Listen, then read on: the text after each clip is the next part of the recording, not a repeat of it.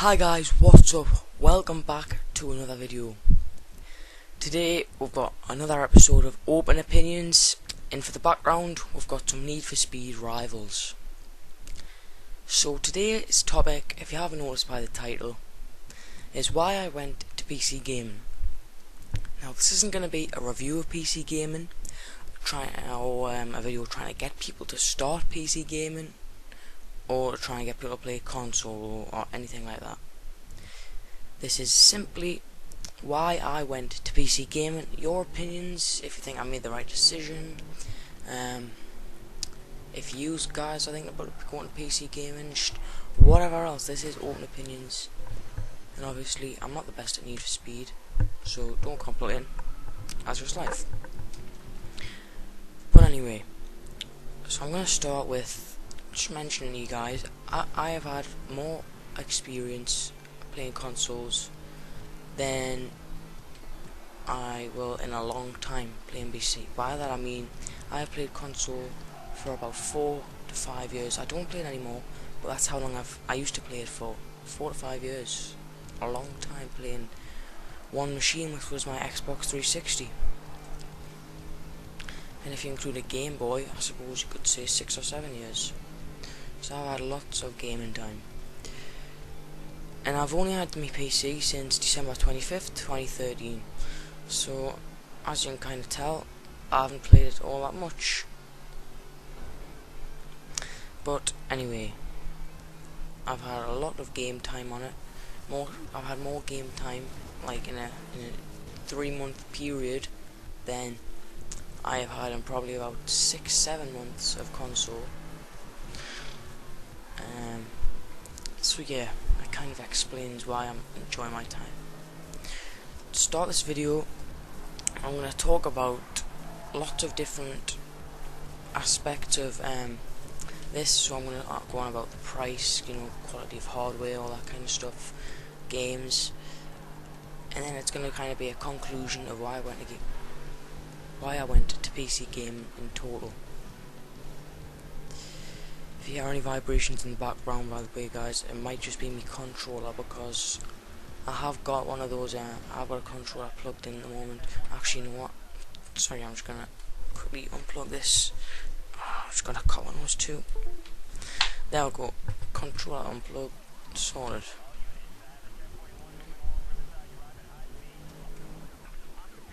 There we go. Right, anyway, it's a live commentary, so you know I'm trying to play in time with the game. So the price of console compared to PC.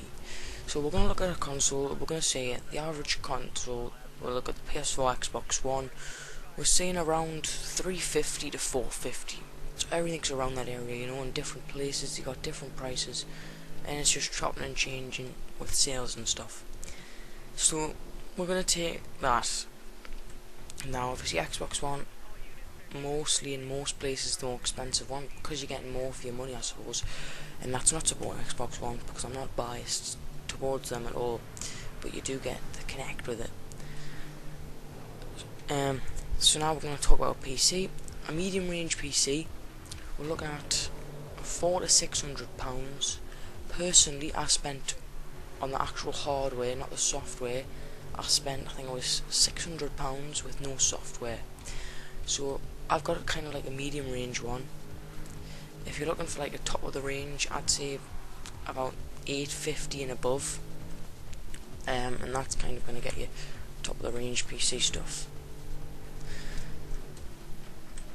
So yeah, as you can kind of tell, it is a bit cheaper to play console, and it's also a lot easier to actually do, because you don't have to go through the fixing process, the installing games the way you do. So yeah, in that aspect it's probably better. But now we're going to have a look at the actual hardware. Now one thing that I wish you could do with console, which you can't, is customization. Now you can customize your controller, which is all good, but once you bought this piece of equipment, let's use an example of the PS4, you can't customize that whatsoever. You can't take the graphics card out of that PS4 and put in a better one if you want to improve your quality, because they said I think it was 7 years before we're going to see a new console, which means you're going to have the same graphics card for like 7 years, which is a little bit annoying if you get one. So that's one not so good thing about it.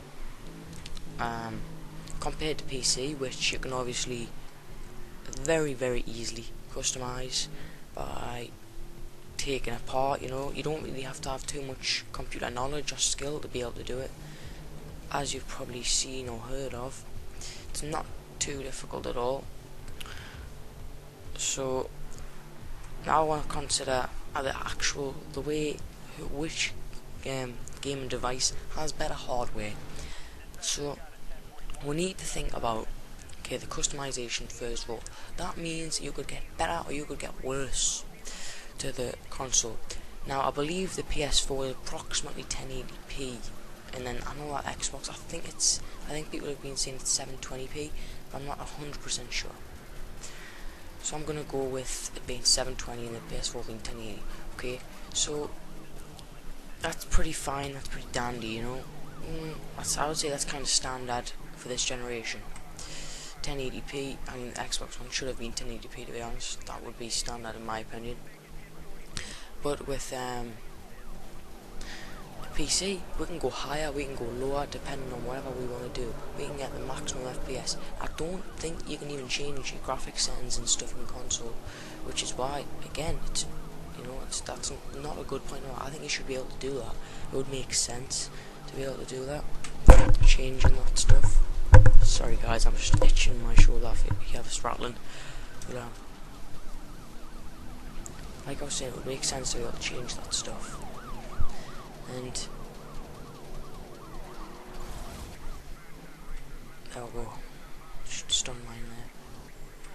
But the PC aspect of it, we can go 40 and 40p, you know, we can change this in any way or shape to get the best FPS for our PC, or just to maximize it and get absolutely outstanding graphics. Like the graphics you can get on some of these games is just ridiculously good. So now we're going to think about speeds and things. Now obviously PCs can run a bit slower with more games on and with more stored files. Consoles don't tend to work that way, because obviously you've got your disk which stores them each time. Saying that, in the long amount of time I've had console, I've had to go through like 2 consoles, I think, get fixes done all the time, because I've seen I have a lot more issues with console, constantly, like, you know, like the disk drive breaking or something like that. But with PC I don't get that, which is a bit strange. So I'm gonna give PC the point for hardware just because of the customization ability, the fact that I can change my settings wherever I feel like it. Say if I'm rendering a video, I can change my settings quite low so it doesn't look good, but it just means I can play a game, so I'm not sitting there bored waiting for the video to render. So yeah, it's gotta go to PC for that one. And the customization, I want to quickly cover this, and now I'm not talking about customization of parts this time, I'm talking about customization of the actual thing. We have seen you can buy you could buy like a Titanfall PC, for instance, with Titanfall written all over it, or you could get like a Halo one or a Call of Duty one. We have seen that, but it just doesn't work, because you buy the PC and then it's almost like you're free advertising a game. And I don't really like that. I like the fact that there's a range of different cases I could buy for my PC, and if I want to do every 3 months I could buy a new case for my PC, not paying too much. Like, some can be quite costly, but yeah, I mean they are worth the money, I think. So, and that definitely makes me kind of a little bit excited when I think of PC gaming, you know, being able to customize so much about the way I play and the way I play with, and also you've got your keyboard and mouse, which can also be customized to replace the controller, which is quite nice. Okay, now I want to talk about one of the most important aspects, which is obviously PC games and console games and the prices. So we're going to start off with the games, and I want to start this off by saying, I hope you already know this, but pretty much every game, I'm going to say pretty much because not necessarily every single game, but pretty much every single game that comes out for console will come out for PC. Because this is the simplest way to think about it, guys. If you're thinking, oh well, that's just a bit unfair, that kills the whole point of exclusives, think of it like this. Every single game that's made, they don't make it on an Xbox or a PlayStation. They make these games on a PC.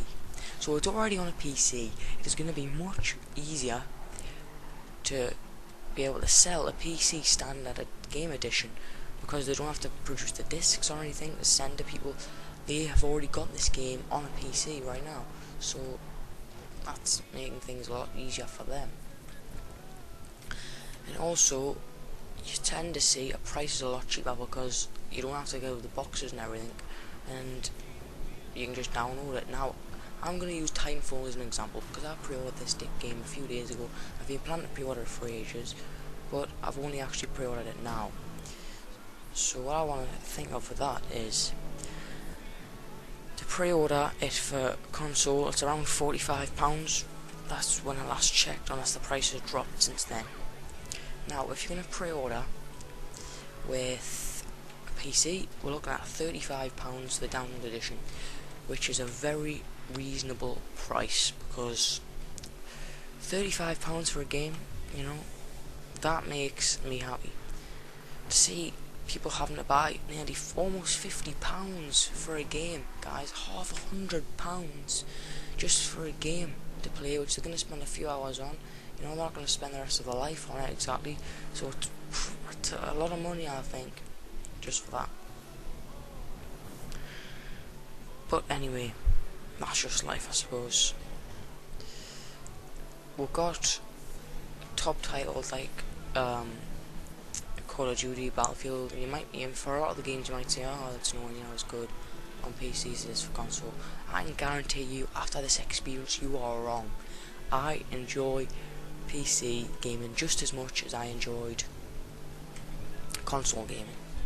Now, a massive issue which I think there is massive room for improvement for, and if some company with the right funding sees this flaw and sees this idea, this would be a brilliant thing. We have things like TeamSpeak to talk to people, but I would say like the best thing is probably Skype. We don't really have a proper like party chat software as we do in console, where we can talk with people from all around the world, share our little party that has like a maximum of 8 people. We all go and chat and play different games at the same time whilst talking to each other. That would be an amazing thing to bring to PC gaming. I know a lot of people would love to see this kind of thing. So that is why I think if a company with the right money, the right funding, the right ideas, they could easily do this.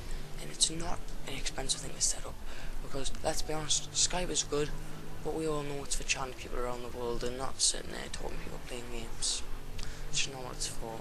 It's not its correct use. We can use it to do that, but we're not using it to its full potential if that's what we're doing. So that's pretty much all the aspects I can think of PC gaming. Apart from, no, yeah, that's pretty much it I can think of. So if you guys can think of anything else about PC gaming or console gaming, give it a heads up or whatever, comment it, you know, just comment it. You'll probably see me comment back at you or whatever, and that's how it'll go. But I want to conclude, so I'm gonna do this as briefly as I can, but also as well as I can. To conclude this episode, I want to say the reason I went to PC gaming, because the actual question is why I went to PC gaming. So I was looking for something instead of console which would replace it and be just as good. Now, I looked at lots of videos, I watched a lot of live streams, I got as much information as I possibly could about lots of different things. Also, it was obviously around the same time as the console wars, so I also think about them. And it came, and I decided I'd come to the conclusion where this gaming PC, you know, I can make it the way I want it to be. I can play games just as well, you know. I know some people on this, so I can still talk to friends and stuff. It's not like I'm not talking to anybody. and I can get more games because more games come out of PC than any other platform, if you didn't know. And I can just have a little bit more fun with it. I've spent, like I've said, I've already spent a lot more time on this than I would have on console, so it just shows the joy for it is much larger. And as soon as I heard of all this customizing and all this fun, and I'd seen all these videos, I just thought, you know what, that's what I want to play. I want to play on a machine which is like that. So keeping that in mind, that is why I went to PC gaming. I wanted a machine which I can have for a while. I can customize every year if I wish. I can play practically more games than you could ever dream of. And that's my answer to this question. Please leave your opinions in the comments, your ideas, your thoughts on this topic, and if you've got any new topics for the next episode, please do that. Also remember, like, comment, subscribe. Thanks for watching. This has been Ground War Gaming, over and out.